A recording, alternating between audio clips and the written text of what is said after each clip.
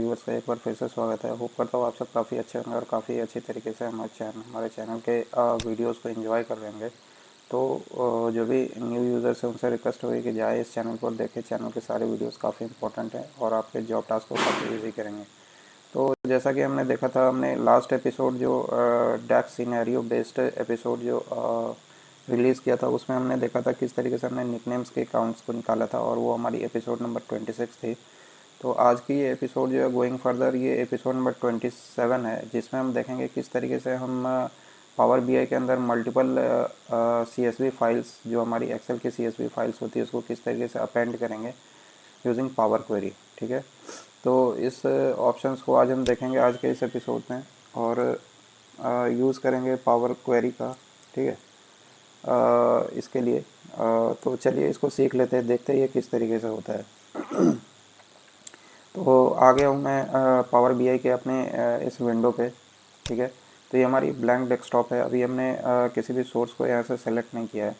तो सबसे पहले हमारे पास डेस्कटॉप पे मेरे पास एक कंबाइंड फोल्डर की एक कंबाइंड फोल्डर पड़ी हुई है, जिसमें हमारे पास 3 प्रोडक्ट्स है।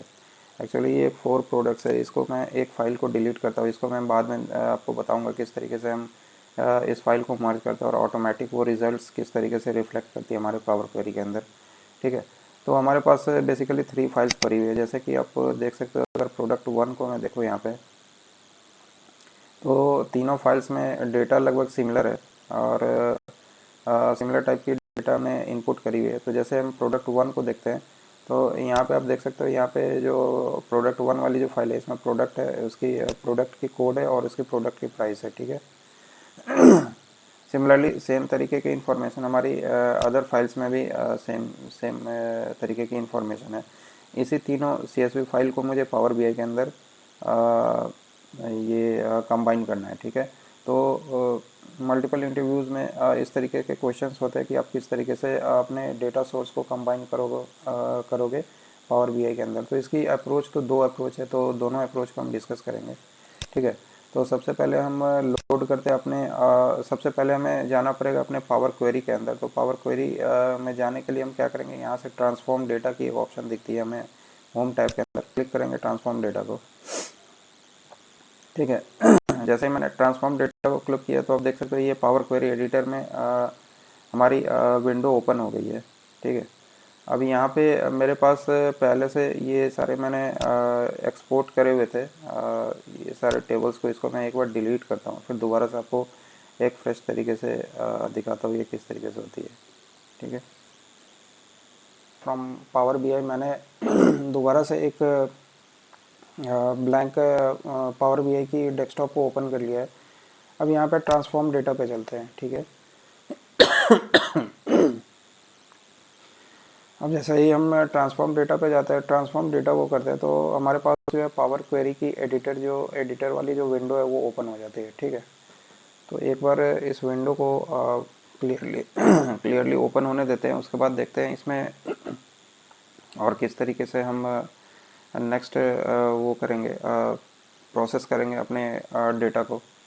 ठीक है, तो ये थोड़ी लोड हो रही है। वंस ये लोड हो जाती है तो फिर हम आगे वाले ऑप्शंस को देखते हैं। ठीक है, तो ये हमारी लोड हो चुकी है। अब हमें यहाँ पे अपने CSV फाइल्स को इसके अंदर इंपोर्ट कराना। तो उसके लिए कैसे करेंगे, तो यहाँ पे आप देख सकते हो, यहाँ पे एक न्यू सोर्स की ऑप्शन मुझे मिल जाती है। ठीक है, तो क्लिक करेंगे अपने न्यू सोर्स को और यहाँ पे मोर ऑप्शंस को क्लिक करेंगे। ठीक है, न्यू सोर्स, और after that will click the more options. अब यहाँ पे जैसे ही मोर करते हैं, तो यहाँ पे ऑल में जो है, यहाँ पे टेक्स्ट CSV की एक ऑप्शन हमें देखने को मिलती है, क्योंकि हमारी फाइल की जो टाइप है वो CSV टाइप है। तो इसलिए हमें यहाँ पे सेलेक्ट करना होगा टेक्स्ट CSV को। यहाँ पे टेक्स्ट CSV को सेलेक्ट करके हम करते हैं इसको कनेक्ट। ठीक है,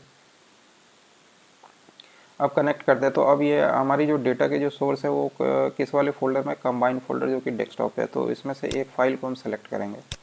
अभी ये जो अप्रोच मैं कर रहा हूँ, ये सिंगल फाइल के लिए कर रहा हूँ, यानी कि 1 बाय 1 2 फाइल्स को हम इंपोर्ट करेंगे और उसको कंसोलिडेट करेंगे। तो ये भी एक तरीका है। फर्स्ट अप्रोच जो है, इसमें हम इस तरीके से यूजिंग सेलेक्ट ऑप्शंस और मल्टीपल फाइल को सिलेक्ट करके और फिर उसको कंबाइन करेंगे। तो ये हमारी फर्स्ट फाइल जो प्रोडक्ट CSV की जो फाइल है ये हमारे पास दिख गई है। अब इसको यहाँ पे कर देंगे ओके। ठीक है, तो जैसे ही ओके किया तो आप देख सकते हो ये CSV फाइल हमारी पावर क्वेरी के अंदर ये लोड हो चुकी है। अब इसी तरीके से हम सेकंड CSV फाइल को लोड करते तो फिर जाएंगे न्यू सोर्स पे। आप रेदर देन यहाँ पे मोर को क्लिक करने के बाद यहाँ पे भी टेक्स्ट CSV की ऑप्शन दिखती है, आप इसको भी क्लिक कर सकते हो। सेम ही विंडो हमारे पास ओपन होती है उससे ऑप्शन को क्लिक करने के बाद भी। तो यहाँ से हम प्रोडक्ट 2 को सेलेक्ट करते हैं और इसको ओपन करते हैं। ठीक है,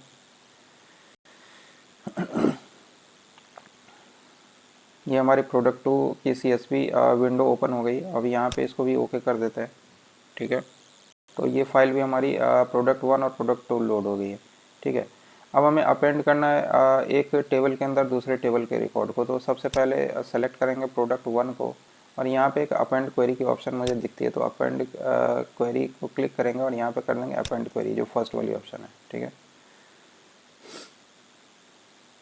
तो मैंने अपेंड क्वेरी को क्लिक कर दिया। अब यहाँ पे ये एक ऑप्शन बोल रहा है कि अपेंड टू, यानी कि टेबल टू अपेंड, यानी कि किस टेबल को अपेंड करना है। क्योंकि फर्स्ट टेबल अभी हमने सेलेक्ट किया और इसमें मुझे कौन सी टेबल चाहिए, तो प्रोडक्ट 2 चाहिए। तो मैं प्रोडक्ट 2 को सेलेक्ट करूँगा यहाँ पे। और यहाँ पे फर्स्ट वाली जो ऑप्शन है टू टेबल्स की जो ऑप्शन है उसको सिलेक्टेड रखेंगे और सेकंड टेबल को यहाँ से सेलेक्ट कर लेंगे ड्रॉप डाउन से, इसको कर देंगे ओके। ठीक है, तो जैसा ही ओके किया तो आप देख सकते हो ये हमारी जो सेकंड टेबल की जो रिकॉर्ड थी वो हमारी फर्स्ट टेबल में अपेंड हो गई, यानी कि ऐड हो गई है। अभी ये जो अप्रोच है ये मैनुअल अप्रोच है, यानी कि इसमें अगर मान लो कि आपके पास मल्टीपल फाइल्स है, सपोज दैट कि आपके पास 50 या 100 इस तरीके के फाइल्स है, तो इस यूजिंग दिस अप्रोच आपको 1 बाय 1 सारे फाइल्स को सेलेक्ट करना होगा और फिर एक अपेंड को यूज़ करके इसको एक इन अ सिंगल टेबल सारे रिकॉर्ड्स को अपेंड करना पड़ेगा। तो ये एक अप्रोच है, बट ये एक मैनुअल एफर्ट है, तो ये इतना ज़्यादा इफ़ेक्टिव नहीं होता है और जो भी फ्रंट पर्सन्स है वो इससे ज़्यादा इंटरेस्टेड नहीं होते हैं। तो अब हम यूज़ करेंगे अपने नेक्स्ट अप्रोच को, जो कि होगी हमारी selecting and merging all the records in a one go, यानी कि एक ही अटेम्प्ट पे हम सारे फाइल्स को अपने मास्टर फाइल में मर्ज करेंगे। तो उसके लिए हम क्या करेंगे, यहाँ पे करेंगे सेलेक्ट न्यू सोर्स को सेलेक्ट करेंगे यहाँ पे और यहाँ पे मोर को क्लिक करेंगे। ठीक है, तो मैंने मोर को क्लिक कर दिया। अब यहाँ पे जो है यहाँ पे एक फोल्डर, यहाँ पे एक ऑप्शन दिख जाती है। जैसे ऑल पे जाओगे तो यहाँ पे एक ऑल में एक फोल्डर ऑप्शन दिखती है, इसको कर देंगे कनेक्ट। ठीक है, अब इसको मैंने कनेक्ट कर दिया। अब यहाँ पे ये पाथ मांग रहा है, नहीं है, ब्राउज़ की एक ऑप्शन आ जाती है, तो यहाँ से ब्राउज़ पे जाएंगे, डेस्कटॉप पे जाएंगे और वो जो हमारी सारी फाइल्स पड़ी है वो कहाँ पे पड़ी है, कंबाइन फाइल्स में। तो कंबाइन फाइल्स को क्लिक करेंगे, इसको ओके कर देंगे। ठीक है, इसको दोबारा से ओके करेंगे। ठीक है, तो ये विंडो हमारे पास ओपन हो गई है, जहाँ पे हमारे पास ये तीनों CSV फाइल्स हमारी दिख रही है। अब यहाँ पे सेलेक्ट करेंगे ट्रांसफॉर्म डेटा वाले ऑप्शन को, तो क्लिक करेंगे ऑन ट्रांसफॉर्म डेटा। ठीक है, तो ये हमारी ट्रांसफॉर्म डेटा पे ये हमारे पास सामने एक विंडो ओपन हो जाती है। यहाँ पे जो फर्स्ट वाली जो कॉलम है, यहाँ पे एक कंबाइन फाइल्स की ऑप्शन हमें दिखती है, तो क्लिक करेंगे कंबाइन फाइल्स।